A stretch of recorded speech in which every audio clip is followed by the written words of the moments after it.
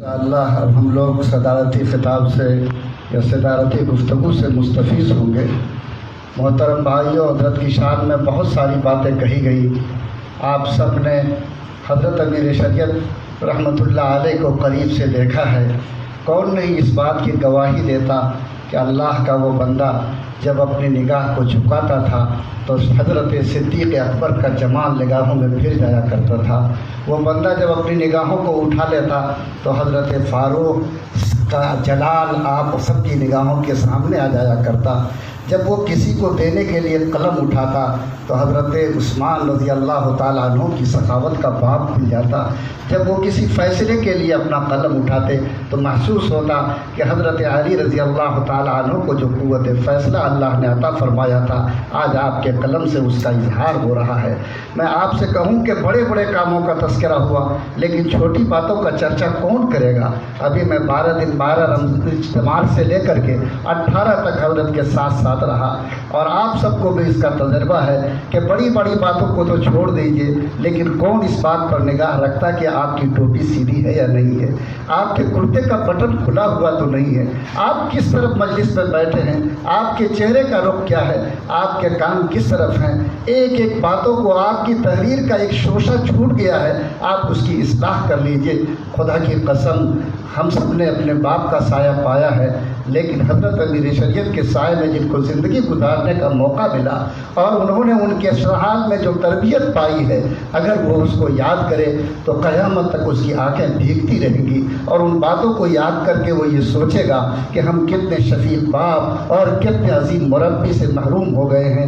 اللہ تعالی ہم سب کو اپنے اس محسن اور مربی کا نعم البدل عطا فرمائے۔ کون نہیں جانتا کہ آج جدید تحریکات اور حالات چل رہی ہیں، ان میں سب لوگ جانتے ہیں کہ جب کبھی سیاست کا باب آتا تھا تو حضرت مولانا ابوالکلام کا روشن دماغ آپ کے سامنے ہوتا تھا، جب بنیادی تعلیم کی بات آتی تھی تو حجت الاسلام حضرت نانوتوی کی فکر کا جمال آپ کی آنکھوں کے سامنے آتا، جب عصری تعلیم کی بات آتی تھی تو لگتا تھا کہ کوئی سر سید کا دماغ زمین پر عملی نقشے اتار رہا ہے، جب کوئی آدمی غیرت دینی میں آتا تھا تو محسوس ہوتا تھا کہ وہ سرہند کا شریعت کے دین کا محافظ جس کو اللہ نے شریعت کی حفاظت کی ذمہ داری دی تھی، آج حضرت ولی کی دماغ سے دین کے حدود کی حفاظت کا کام ہو رہا ہے۔ نیچے ہمارے سر سے لے کر پیر تک، تلوے کے ناخن سے لے کر ہمارے بال کے ایک ایک حصے تک اور گھروں سے لے کر کے باہر کی زندگی تک اگر کسی کی نگاہ تربیت کے انداز میں دیکھتی تھی اور اس کو پرکھ کر اس کی اصلاح کرتی تھی تو اس کا نام حضرت سید مولانا محمد ولی رحمانی رحمۃ اللہ علیہ کی ذات گرامی تھی۔ اللہ تعالیٰ آپ کو کروٹ کروٹ جنت نصیب فرمائے۔ آئیے ہم لوگ ہمارے درمیان بحیثیت صدر جو شخصیت تشریف فرما ہے، آپ جانتے ہیں کہ اللہ تعالیٰ نے ان کو کیسی نسبت عطا فرمائی ہے۔ قطب عالم حضرت منگیری کی جن کو نسبت قمبری حاصل ہے، حضرت منت کے آغوش نے جن کی تربیت کی ہے، حضرت ولی کی نگاہ کی تابانی نے جنہیں تابانی بخشی ہے، اور معلوم نہیں زندگی کے مختلف مرحلوں میں علم اور فضل اور کمال کی دنیا میں اللہ تعالیٰ نے جو مقام انہیں عطا کیا کہ آج عصری علوم کے اعتبار سے اللہ نے انہیں بلند مقام عطا کیا، دینی علوم کے اعتبار سے بھی انہوں نے غیر معمولی گہرائی اور گہرائی حاصل کی ہے، اور خانقاہ کے سجادہ نشین کی حیثیت سے اللہ تعالیٰ نے جو روحانی عصمت انہیں عطا فرمائی ہے بلا شبہ وہ پوری امت کے لیے قابل قدر بھی ہے اور قابل شکر بھی ہے۔ میں نہایت ہی احترام کے ساتھ ادب کے ساتھ خانقاہ رحمانی منگیر کے سجادہ نشین حضرت امیر شریعت دامت برکاتہم کے بڑے صاحبزادے محترم اور آج ہمارا شریعہ کے مختلف اس آج کی مبارک مجلس میں تشریف لائے اور صدر کی حیثیت سے تشریف فرما حضرت مولانا سید ولی فیض احمد ولی فیصل رحمانی مدرس اللہ کو نہایت ہی ادب اور احترام کے ساتھ دعوت دیتا ہوں کہ آپ تشریف لائیں اور آپ کی زبان مبارک جو بلا شبہ ہم سب سے زیادہ آج غم میں ڈوبی ہوئی ہے، آپ کی مبارک زبان سے ہم لوگ کچھ سنے بھی اور ایسی نصیحت پائیں کہ حضرت کے جانے کے بعد وہ ہمارے لیے سامان تسلی ہو۔ حضرت صدر محترم۔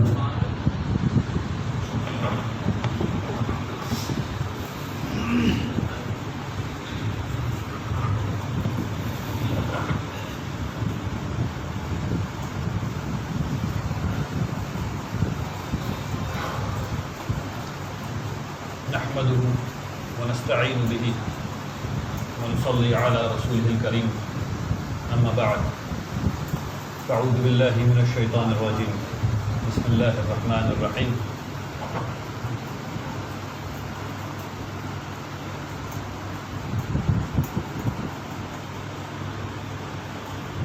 جناب نائب امیر شریف صاحب، علماء اکرام، معزز حاضرین،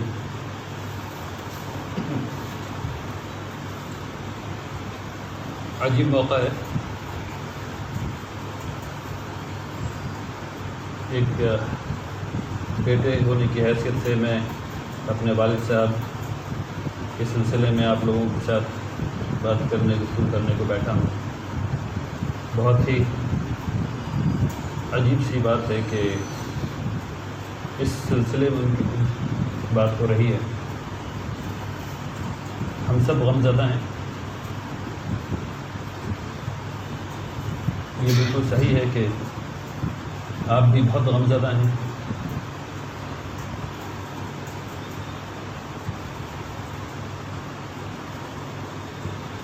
ہم لوگ غالباً اسی لیے بات کر رہے ہیں تاکہ ہم اور آپ ایک دوسرے کے غم کو بانٹ کر کے شاید اس کو تھوڑا کم کر سکیں۔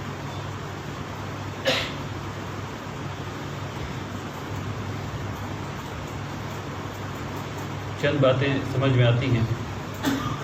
ایک تو اللہ پر توکل، پھر دوسرا شکر اور تیسرا صبر۔ یہی تین چیز ہے جو ہمیں اس حال سے نکالنے میں شاید مدد کرے، شاید نہیں، یقیناً مدد کرے، یقیناً مدد کرے۔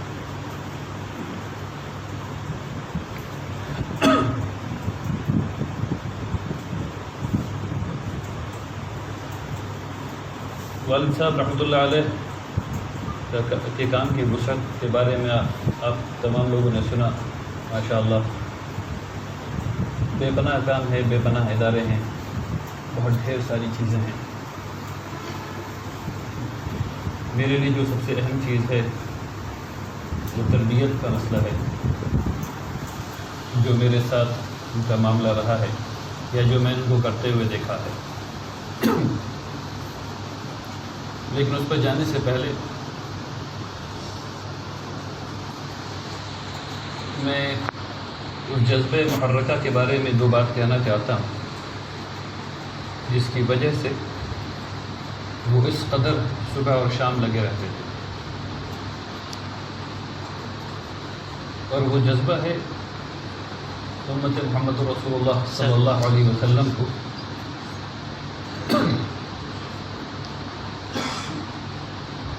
یعنی اس امت کو جو اس کا حق ہے اور جو اس کی عزت ہونی چاہیے، جو اس کا مقام ہونا چاہیے، اس جگہ تک پہنچا دینا۔ ہندوستان میں پہلے سے اور ابھی جس زوال کی حالت میں ہم لوگ ہیں، اس زوال سے ہم لوگوں کو اوپر اٹھانا، یہ مقصد ہے۔ اس مقصد کو حاصل کرنے کے لیے جو چیز سب سے انہوں نے جو سمجھایا کہ جو چیز سب سے زیادہ کارآمد ہوگی ذاتی طور پر، اجتماعی طور پر اور آرگنائزیشن کے طور پر، وہ ہوگی احسان کے درجے کو حاصل کرنا۔ اور پھر یہ بتایا کہ احسان کا درجہ کیا ہوگا۔ تو احسان کا درجہ صرف یہ ہوتا ہے کہ اگر آپ 100 قدم چل سکتے ہیں اپنی پوری قوت لگا کر کے، تو 101 قدم چل لیجیے، یہی احسان کا درجہ ہے۔ اگر کسی کی استطاعت 3 صفحہ قرآن کو پڑھنے کی ہے تو 3 صفحہ اور 1 آیت پڑھ لیجیے، یہ احسان کا درجہ ہے۔ ہر آدمی اپنی استطاعت کے مطابق جو زیادہ سے زیادہ کر سکتا ہے وہاں سے تھوڑا آگے کرنے کی کوشش کرے، اور اگر وہ ہو جائے، اگر یہ کام ذاتی طور پہ ہم لوگ کر لیں، اگر یہ کام اجتماعی طور پہ ہم لوگ کر لیں، اور یہ کام اگر ہم لوگ آرگنائزیشن کے طور پہ کر لیں، تو ہم لوگ اس مقام تک پہنچ سکتے ہیں جو ہم لوگوں نے کھو دیا ہے۔ تو یہ خواب تھا کہ امت کو واپس اس کے مرتبے پر پہنچانا، اور پہنچانے کی یہ ترکیب ہے، اس طرح پہنچے گی۔ اب اس کے اندر بہت ڈھیر سارے ادارے ہیں. ہمارے شریعہ ہے، اور ہمارے شریعہ جس مقام پر آج ہے ماشاء اللہ اس کو وہ بہت آگے لے جانا چاہتے تھے. مثلا میں گزارش کروں کہ ان کا یہ خواب تھا کہ ہر جگہ ایسی کلینکس کھولی جائیں، ایسے چھوٹے ہسپتال قائم کیے جائیں جس کے اندر ان 20% بیماری کا علاج ہو جو 80% وقت اس علاقے کے لوگوں کو ہوتی ہے. ہر علاقے کی بیماری الگ ہوتی ہے، مختلف ہوتی ہے، جس سے ایک آدمی اگر وہ اس مصیبت میں آ گیا، اس بیماری میں آ گیا، تو پھر اس کا 5 دن 7 دن ضائع ہو جاتا ہے. اس کا مطلب یہ بھی ہے کہ اس کے 5 دن 7 دن کی تنخواہ غائب ہو جاتی ہے. اور یہ اگر ایسا ہے کہ اگر اس کو صحیح علاج مل جائے تو اس کی بیماری شاید 1 دن میں ختم ہو جائے یا 2 دن میں ختم ہو جائے. تو یہ ہلکی پھلکی چیزیں کرنے سے بہت بڑا فرق اجتماعی طور پہ پڑ سکتا ہے. ٹھیک اسی طریقے سے آپ سب لوگ جانتے ہیں کہ کئی اسکول کھولنے کا ارادہ ہے. ابھی جو حالت ہے وہ یہ ہے کہ صرف 17% بچے 10ویں جماعت ہمارے بچے 17% بچے 10ویں جماعت پار کر پا رہے ہیں. صرف 17% بچے، یعنی کہ 100 بچہ جب داخلہ لیتا ہے تو 83 بچہ 10ویں جماعت کے اوپر نہیں جا پا رہا ہے ہمارا.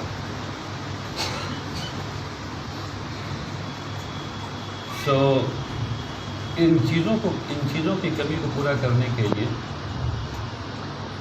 دارالقضا کو بڑھانا، اسکول کو بڑھانا، ہیلتھ کیئر کو بڑھانا، یہ تمام چیزیں ہیں جو اس خواب کو پورا کرنے کی طرف لے جاتے ہیں.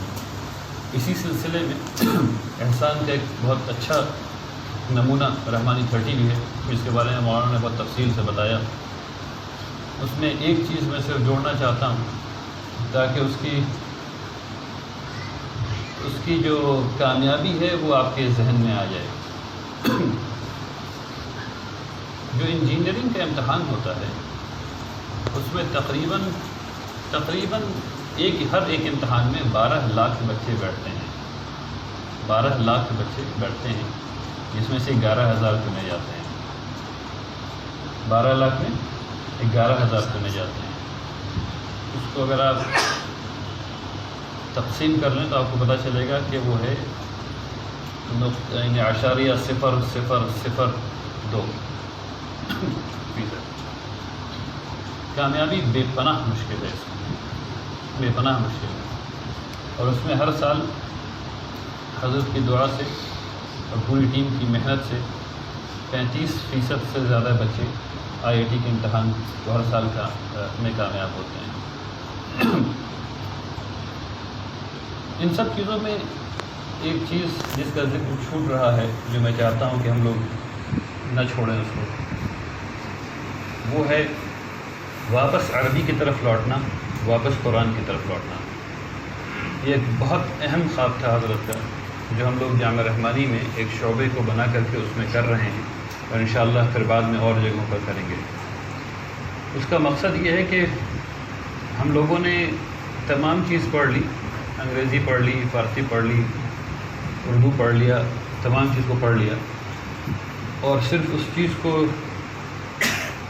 بہت کم چھوا جسے ہم اپنے پیارے نبی صلی اللہ علیہ وسلم کی زبان کہتے ہیں. ہم لوگ سب لوگ یہ چاہتے ہیں، یہ سمجھتے ہیں کہ ہم لوگ رسول اللہ صلی اللہ علیہ وسلم کو سمجھیں، اللہ کے کلام کو سمجھیں، اور عربی کو خود سے بہت دور رکھتے ہیں، قرآن کو خود سے بہت دور رکھتے ہیں، یعنی کہ اس کے معمولی مطالب اور معانی کو بھی اپنے سے قریب نہیں آنے دیتے ہیں. تو حضرت کا ایک خواب تھا وہ یہ تھا کہ تمام تعلیم خاص کر کے جو مدارس میں ہو رہی ہے اس کا جو میڈیم آف انسٹرکشن ہے، یعنی تدریسی زبان، وہ عربی کی ہو جائے. یعنی ہم لوگ بچوں کی استعداد کو شروع سے ایسا کریں کہ وہ عربی میں ہو جائے. یہ تمام خواب ہیں جو انشاءاللہ آپ کے تعاون سے پورا کیا جائے گا باذن اللہ تعالی. چاہے وہ ہمارے شریعہ کو آگے بڑھانا ہو، جس کے تمام شعبے کو آگے بڑھانا ہو، یا رحمانی 30 کو آگے بڑھانا ہو، یا پھر خانقاہ رحمانی کو آگے بڑھانا ہو، جامع رحمانی کو آگے بڑھانا ہو، یا پھر مدرسین کی تعلیم کا انتظام کرنا، یعنی کہ تعلیم کس طرح دی جائے اس کا انتظام کرنا. اور یہ سب سے اہم امر ہے جس کی طرف حضرت نے بہت زیادہ نگاہ کی اپنے آخر دور میں، کہ کس طرح سے ہم لوگ اپنے وہ لوگ جو پڑھا رہے ہیں، چاہے وہ اسکولوں میں پڑھا رہے ہوں، یعنی کہ کسی بھی CBSE اسکول میں پڑھا رہے ہوں، یا مدرسین جو مختلف مدارس میں پڑھا رہے ہوں، ان کی تدریس کی تربیت کیسے کی جاتی ہے اس کا انتظام کیا جائے. یعنی ایک مکمل مستقل علم ہے، اس کا کیا کیا انتظام کیا جائے اور کیسے مؤثر اساتذہ پیدا کیے جائیں. یہ سارا کام ہے جو کرنے والا ہے. انشاءاللہ اگر آپ لوگوں کا ساتھ رہا تو ان سب کام کو ہم لوگ مل کر کے انجام دیں گے باذن اللہ تعالیٰ. مجھے احساس ہے کہ آپ لوگ بہت وقت سے یہاں بیٹھے ہوئے ہیں اور ان چیزوں کے بارے میں ہم لوگ گفتگو کر رہے ہیں.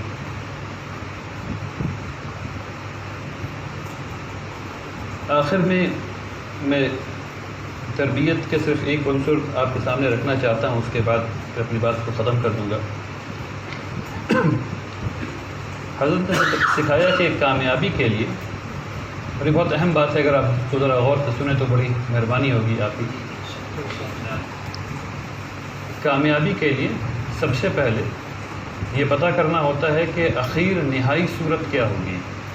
جب آپ کامیاب ہو جائیں گے تو وہ کامیابی کیسے دکھے گی. اگر اس کو کسی خریدے پر رکھ کر کے دیکھیں یا میپ پر رکھ کر کے دیکھیں تو آپ سب نے میپ دیکھا اور آپ کو سب کو پتہ ہے کہ دلی یہاں ہے. آپ سب کو پتہ ہے کہ دلی کہاں ہے نا؟ دلی یہاں ہے. تو سب سے پہلے پتہ کرنا ہوتا ہے کہ دلی کہاں ہے. آپ کی دلی کیسی دکھتی ہے، آپ کی دلی کیسی دکھتی ہے. پھر یہ پتہ کرنا ہوتا ہے کہ راستہ کیا ہے وہاں تک جانے کا. یعنی آپ کو ٹرین سے جانا ہے یا بس سے جانا ہے، ہوائی جہاز سے جانا ہے، آپ کے پاس کیا وسائل ہیں. اس وسائل کے حساب سے آپ کو طے کرنا ہوتا ہے کہ آپ وہاں تک پہنچ پا رہے ہیں یا نہیں پہنچ پا رہے ہیں. پھر یہ پتہ کرنا ہوتا ہے کہ وہاں تک جب آپ پہنچیں گے تو آپ کو یہ کیسے پتہ ہوگا کہ آپ صحیح راستے پر جا رہے ہیں.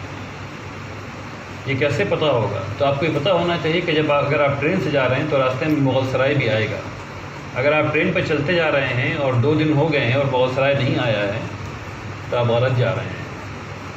آپ کو اتر کر کے دوسری ٹرین سے واپس آنا ہوگا اور پھر جانا ہوگا. تو آپ کو یہ پتہ ہونا چاہیے کہ معالم کیا ہیں، آپ کس چیز کو دیکھیں گے. اور جب یہ بات ہو جائے، جب یہ بھی پتہ ہو جائے، تب پھر اس کے بعد یہ پتہ کرنا ہوگا کہ آپ خرگوش ہیں یا کچھوا ہیں. خرگوش ہیں تو آپ دوڑیں گے اور پھر سو جائیں گے اور بھول جائیں گے. کچھوا ہے تو 150 سال تک چلتے رہیں گے.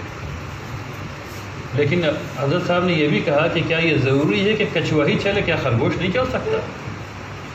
کیا یہ عزم نہیں کیا جا سکتا کہ ہم خرگوش بھی ہوں اور دوڑتے رہیں؟ کس نے لکھ دیا ہے کہ کچھوا ہی صرف چلے گا اور نہیں دوڑے گا؟ تو ایک بات تو یہ ہوگی. پھر اس کے بعد یہ سارا کام ہو گیا. ابھی تک جتنا کام میں نے آپ کے سامنے رکھا ہے یہ سارا کام پلاننگ کا ہے. اور اس کے بعد حضرت نے فرمایا کہ اب جو ہے وہ سب سے اہم کام ہے، یعنی پہلا قدم اٹھا لینا. یہ سارا کام کر کے اکثر لوگ بیٹھ جاتے ہیں، پہلا قدم نہیں اٹھاتے ہیں. اب اس کو اٹھا لینا اور اس کے بعد اس میں ارتقاء پیدا کرتے رہنا اور یہ دیکھتے رہنا کہ وہاں اس کے بعد اور اس کے بعد اور اس کے بعد اور اس کے بعد. حضرت کی یہ نصیحت مجھے یاد رہے گی انشاءاللہ. میں چاہتا ہوں کہ اگر آپ کو بھی یاد رہے، چاہے کوئی بھی کام کر رہے ہیں، اگر اس پروسیس کو فالو کیا جائے تو بہت بڑی کامیابی مل سکتی ہے باذن اللہ تعالی. اسی کے ساتھ میں اپنی بات کو ختم کرنا چاہتا ہوں. میں آخر میں اللہ تبارک تعالیٰ سے دعا گو کہ اللہ تبارک تعالیٰ والد محترم رحمۃ اللہ علیہ کو کہ مراحل کو آسان فرمائے. اللہ تبارک تعالیٰ ان کے درجات کو بلند